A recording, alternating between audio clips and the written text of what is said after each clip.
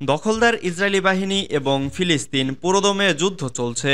জানিয়ে দেব হাতে থাকা সর্বশেষ আপডেট আন্তর্জাতিক সংবাদ। প্রথমেই সংবাদ শিরোনাম। প্রথমেই জানিয়ে দেব সর্বোচ্চ নেতার পদে প্রস্তুত হচ্ছেন খামেনি পুত্র। এরপর জানিয়ে দেব ঘনিষ্ঠ মিত্র কাদিরভের সঙ্গে বৈঠক করলেন পুতিন। এদিকে রাইসির দাফন অনুষ্ঠানের ফাঁকে গাজায় ফিলিস্তিনিদের বিজয় নিয়ে জরুরি বৈঠক। আরও জানিয়ে দিব গাজার যুদ্ধ পাল্টে দিচ্ছে ইউরোপীয় রাজনীতি। সর্বশেষ জানিয়ে দিব দুর্নীতির অভিযোগে রাশিয়ার আরেক জেনারেল গ্রেপ্তার। এতক্ষণ শুনছিলেন সংবাদ শিরোনাম, এবারে বিস্তারিত। তবে অনুরোধ থাকবে ভিডিওটিতে একটি লাইক করবেন এবং কমেন্ট করে জানিয়ে দিবেন কোন জেলা থেকে আপনি আমাদের এই ভিডিওটি দেখছেন। সর্বোচ্চ নেতার পদে প্রস্তুত হচ্ছেন খামেনি পুত্র। ইরানের প্রেসিডেন্ট ইব্রাহিম রাইসি সহ অন্যান্য সফর সঙ্গীরা এখন চিরনিদ্রায় শায়িত। নিজেদের জন্মস্থান মাসদাহ শহরে শিয়াদের মূল কবরস্থানে ইমাম জেরার পবিত্র মাজারে রাইসিকে দাফন করা হয়। অন্যান্যদের দাফন করা হয়েছে তাদের নিজ নিজ শহরে। নিহতদের জন্য এখনও শোক চলছে গোটা ইরান জুড়ে। ইব্রাহিম রাইসির মৃত্যু ও তার অধ্যায় শেষ হওয়ার পর অনেক প্রশ্নই ঘুরপাক খাচ্ছে সবার সামনে। রাইসির আকস্মিক মৃত্যুতে বিশ্ব ইরানের শোকে সামিল হলেও জল্পনা কল্পনা একেবারে তুঙ্গে। কে হবে ইরানের পরবর্তী আয়াতুল্লাহ অথবা সর্বোচ্চ নেতা? এ প্রশ্ন ঘুরছে বিশেষজ্ঞ মহলেও, কারণ এই পদে সম্ভাব্য উত্তরসূরি ছিলেন রাইসি। খামেনির পর ইরানের সর্বোচ্চ ধর্মীয় নেতার পদে রাইসিই যাবেন বলে দৃঢ়ভাবে ধারণা করা হচ্ছিল, কিন্তু তার হঠাৎ মৃত্যু পাল্টে দিয়েছে এ অঙ্কের সমীকরণ। বিশেষজ্ঞরা ধারণা করছেন বর্তমান সর্বোচ্চ নেতা আয়াতুল্লাহ আলী খামেনির ছেলে মোস্তফা খামেনি হবেন পরবর্তী সর্বোচ্চ নেতা। তবে সেটি হবে একটি বিপজ্জনক অধ্যায়। দ্য নিউ ইয়র্ক টাইমসের এক খবরে বলা হয়েছে, অনেক বিশ্লেষকই বলেছেন 85 বছরের সর্বোচ্চ নেতাকে প্রতিস্থাপন করার জন্য মোস্তফাকে প্রস্তুত করা হচ্ছে। দীর্ঘদিন ধরেই মোস্তফা খামেনি তার বাবার সম্ভাব্য উত্তরসূরি বলে গুঞ্জন শোনা যাচ্ছিল। রাইসির মৃত্যুর সঙ্গে সঙ্গে সেই জল্পনা আরও বেড়েছে। অনেকেই বলছেন রাইসির মৃত্যুতে সহজ হয়ে উঠেছে মোস্তফার পথ। 55 বছর বয়সী মোস্তফা খামেনি আয়াতুল্লাহ খামেনির 6 সন্তানের মধ্যে দ্বিতীয় পুত্র। তিনি ইরানের রাজনীতিতে একটি উল্লেখযোগ্য ব্যক্তিত্ব। মোস্তফার লালন পালন এবং কর্মজীবন ইসলামিক রেভলিউশনারি গার্ড কর্পস আইআরজিসির সঙ্গে ঘনিষ্ঠভাবে জড়িত। তিনি অল্প বয়সে আইআরজিসিতে যোগদান করেন এবং 1980-এর দশকে ইরান ইরাক যুদ্ধে অংশগ্রহণ করেন। যুদ্ধের পর তিনি বিশিষ্ট রক্ষণশীল ধর্মগুরুদের নির্দেশনায় শিয়াবৃত্তির প্রধান কেন্দ্র কওমে ধর্মীয় অধ্যয়ন করেন। এই প্রেক্ষাপট ইরানের রাজনৈতিক অভিজাতদের কট্টরপন্থী গোষ্ঠীর মধ্যে তার অবস্থানকে শক্তিশালী করেছে।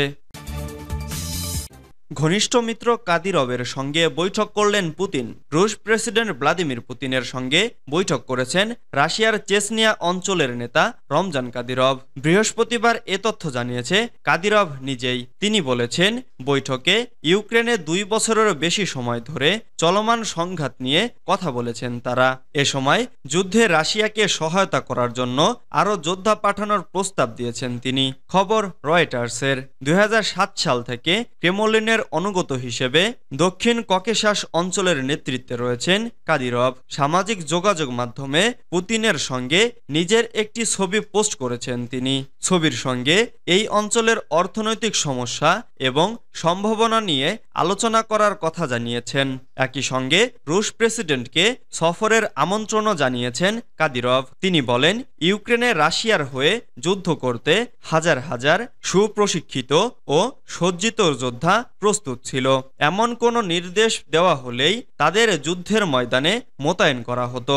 ইতোমধ্যেই 18,000 স্বেচ্ছাসেবক সহ মোট 43,500 সেনা ইউক্রেনে কাজ করছে বলেও জানিয়েছেন তিনি।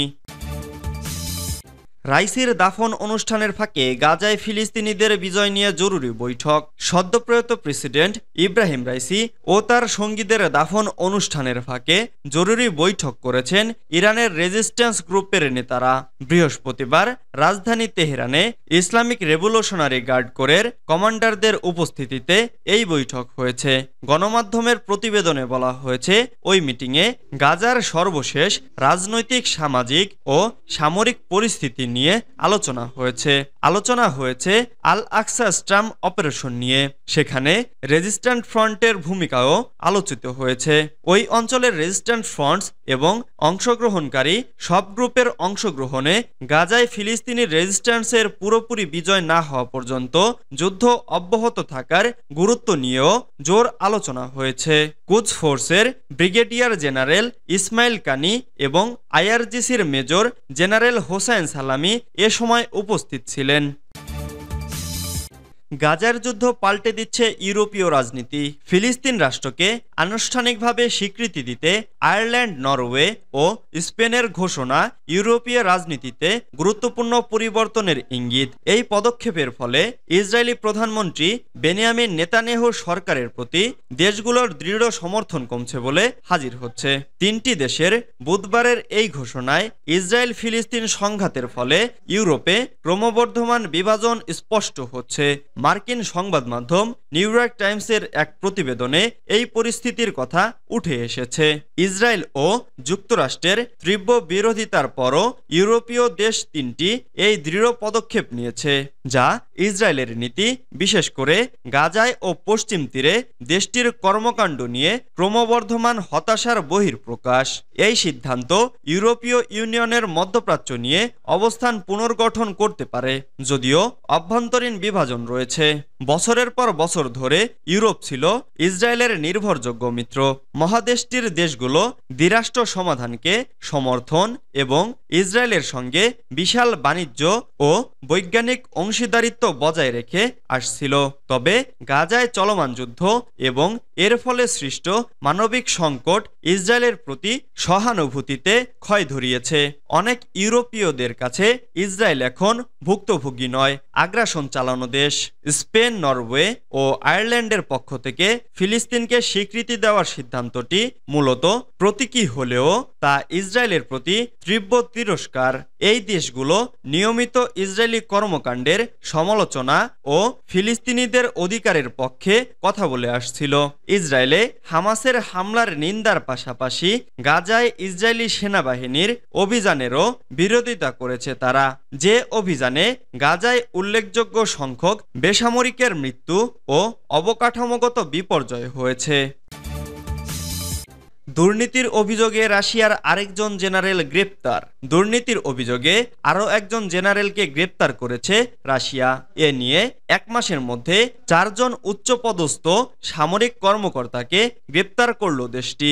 সবশেষ গ্রেপ্তার হওয়া জেনারেল হলেন সেনাবাহিনীর জেনারেল স্টাফ বিভাগের উপপ্রধান লেফটেন্যান্ট জেনারেল ভাদিম সামারিন। রাশিয়ার রাষ্ট্রীয় বার্তা সংস্থা তাস জানিয়েছে, একটি সামরিক আদালত বুধবার সামারিনকে গ্রেপ্তারের আদেশ দেয়। তিনি প্রতিরক্ষা মন্ত্রণালয়ের প্রধান, যোগাযোগ অধিদপ্তরেরও প্রধান ছিলেন।